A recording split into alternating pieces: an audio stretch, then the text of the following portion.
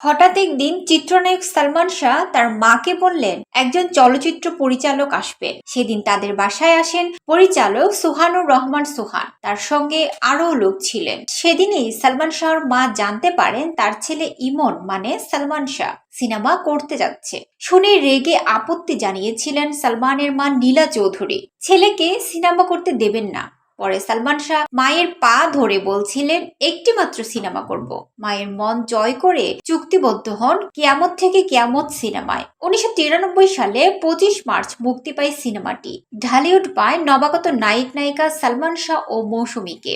নীলা চৌধুরী বলেন, আমার ছেলে ইমন যখন যা করতে চেয়েছে তাই করেছে। ও ছিল আমাদের খুবই আদরের। বহুবার বলেছি তার কোনো কিছুতেই না করিনি, কিন্তু ও যখন এসে বলল আম্মা সিনেমা করব, তখন আমি আপত্তি জানাই, না সিনেমা করা যাবে না। সিনেমাতে প্রেম করবে, মেয়েদের হাত ধরবে, নেচে নেচে গান করবে, এগুলো আমার অপছন্দ ছিল। তখন আমি বলেছি নাটক করেছো, মডেলিং করেছো, সব ঠিক আছে, কিন্তু সিনেমা করা যাবে না। তখন সালমান শাহ নাছোড় হয়ে মায়ের সামনে দাঁড়িয়ে থাকেন, মায়ের মন জয়ের চেষ্টা করেন, তিনি সিনেমা করবেনই। ছেলের এইসব দেখে সালমানের বাবা রাজি হয়ে গেলেন, আর কোনো আপত্তি নয়। কিন্তু নীলা চৌধুরী তখনও রাজি না। পরে সালমান তার পায়ে ধরেন। সালমানের মা বলেন, তখন আমি কি করব?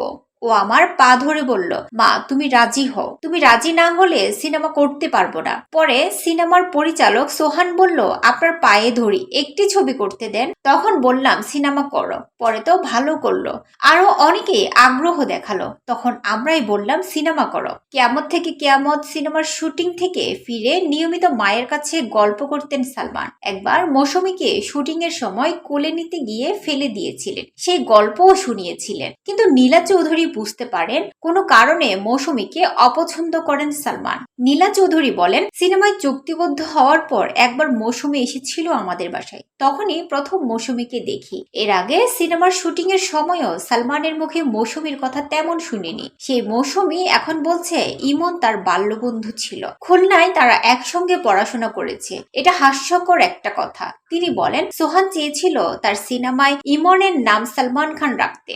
আমি সঙ্গে সঙ্গে বলেছি অন্য নায়কের নামে হবে না। আমরা ছেলেকে যখন প্রথম কুমিল্লা একটি স্কুল ভর্তি করাই, তখন ইমনের নাম নিবন্ধন করেছিলাম চৌধুরী মোহাম্মদ সালমান শাহরিয়ার। আমি সোহানকে বলি সালমান নামটি রেখে এর সঙ্গে চৌধুরী যোগ করো। সে জানায় এটা হবে না, রোমান্টিক একটা নাম লাগবে। কোনোভাবে নাম মিলছিল না। আমি চিন্তা করি কি নাম হতে পারে। আমি নাসির উদ্দিন শাহর ভক্ত ছিলাম। পরে আমার মনে হয় তার নাম থেকে শাহ শব্দটি নিব, ইমনের নামের অংশের শাহরিয়া থেকে শাহ যোগ করি। এভাবেই সে সালমান শাহ হয়ে যায়। সে সময় অনেক জায়গায় ইমন লিখেছেও সালমান শাহরিয়া, নামটি আমাদেরই দেয়া।